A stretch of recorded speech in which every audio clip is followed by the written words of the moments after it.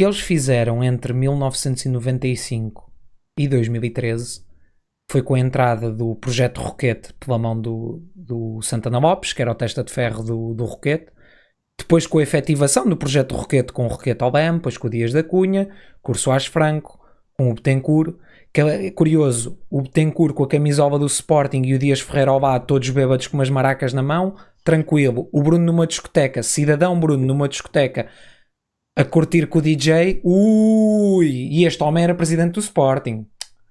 Fogo. Mas pronto. E depois com o Godinho Lopes. Isso foi... Há uma coisa que a malta não percebeu. O processo de dilapidação de uma empresa ou de uma sociedade não é fácil. Porque fazer isto tudo às claras... Por exemplo, arrebentar aquilo é fácil. O processo em si é que não é.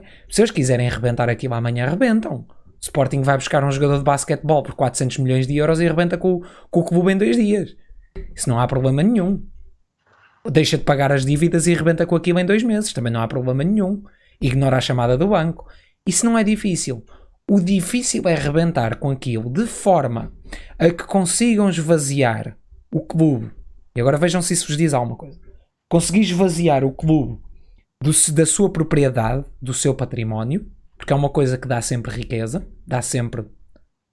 Não é? Um património é algo que, em último caso, como se foi feito, pode ser vendido para se fazer face a uma despesa maior, ou uma dívida, ou o que seja.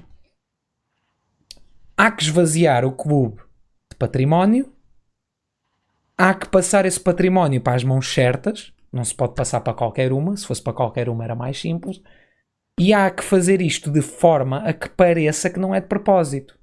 Por isso é que o processo anterior, sendo o Sporting um clube que tinha muito património, o processo anterior demorou 18 anos. Foram 18 anos em que nós passámos de ter um cacete de modalidades, termos o nosso pavilhão, termos um belíssimo estádio que foi demolido para a construção daquele mamarrasco que temos lá agora, quando podíamos perfeitamente ter renovado por completo o estádio e mantido, modernizado, como outros clubes fizeram, não digo em Portugal, mas por essa Europa toda faz isso. Podíamos perfeitamente ter feito o mesmo. Havia todo um património para destruir. E as oportunidades, infelizmente, foram-se apresentando. Os primeiros anos foi simples. Passou por começar-se com o fecho das modalidades, logo ao início. Nem sei se isso até não começou com o Sousa Sintra. Foi-se fechando as modalidades, foi-se enfraquecendo a posição do sócio, foi-se enfraquecendo a militância do sócio, foi-se tendo menos pessoas em Alvalade, chegou a oportunidade, fecha-se o pavilhão onde jogávamos, chegou a oportunidade, demoliu-se um belíssimo estádio, que tão boas memórias deu, e construiu-se aquela coisa horrorosa que teve uma derrapagem maior que a Ponte Vasco da Gama. E custou quantas pontes Vasco da Gama? Nem sei, não deve ter custado nenhuma, mas foi caríssimo aquele estádio. Não foi pior que o do Braga, mas estava a perto. Foi um estádio caríssimo e sempre foi horrível. Sempre foi absolutamente horrível. E darem aquele projeto ao Tomás Taveira, se calhar ele devia estar a atribuir um 18 quando estava a projetar o estádio. Devia estar a atribuir mais um 18. Só aqui já foi uma grande parte do património. E o que é que ficou a faltar? Ficou a faltar os terrenos do estádio, do antigo, obviamente. E ficou a faltar fechar o resto da atividade da SAD e do clube de forma a que haja um processo sem retorno. Não é? Isto não é difícil. Só que mais está, isto pode ser feito em 2 anos ou 1 ano.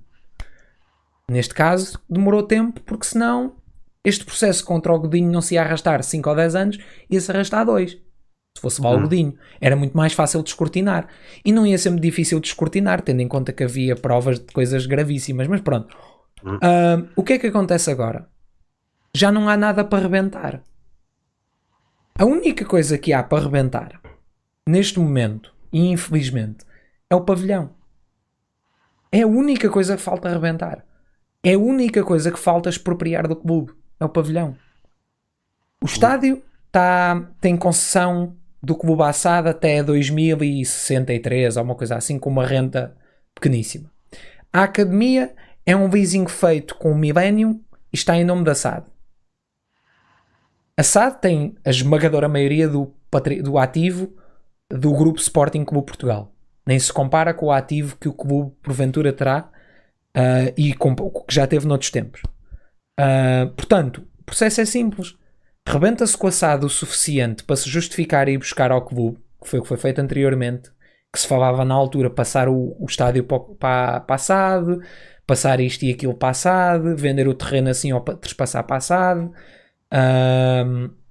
E depois disso estar feito, o próximo passo vai ser, obviamente, passar o pavilhão para a SAD.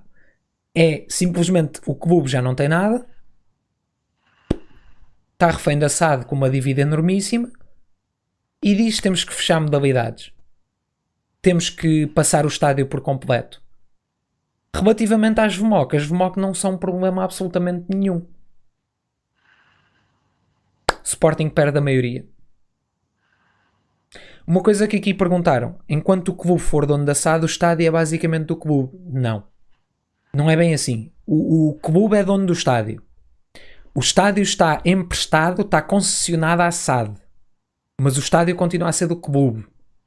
O problema que nós temos, neste momento, vamos supor aqui uma situação crítica em que o clube vai com os porcos, literalmente, e fica a SAD com um investidor, ou mesmo com esta direção, ou o que seja. O endgame deles é expropriar o clube do poder decisório na SAD, porque os votos categoria A não dão direitos nenhuns, não concedem direitos nenhuns. O problema grande é, o clube tem, juntamente com a SAD, o seu nome concessionado, tem o estádio concessionado e tem o equipamento salvo erro concessionado, ou o padrão do equipamento concessionado. O padrão do equipamento não é difícil utilizar um igual, porque senão o Celtic não jogava em Portugal.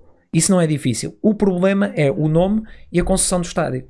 E futuramente a concessão ou venda do pavilhão. Ou seja, ficas com um clube que até podes tentar, ou um grupo de sócios pode tentar reerguer, como aconteceu, por exemplo, com o Belenenses. Belenenses verdadeiro, não é? Aquela porcaria SAD.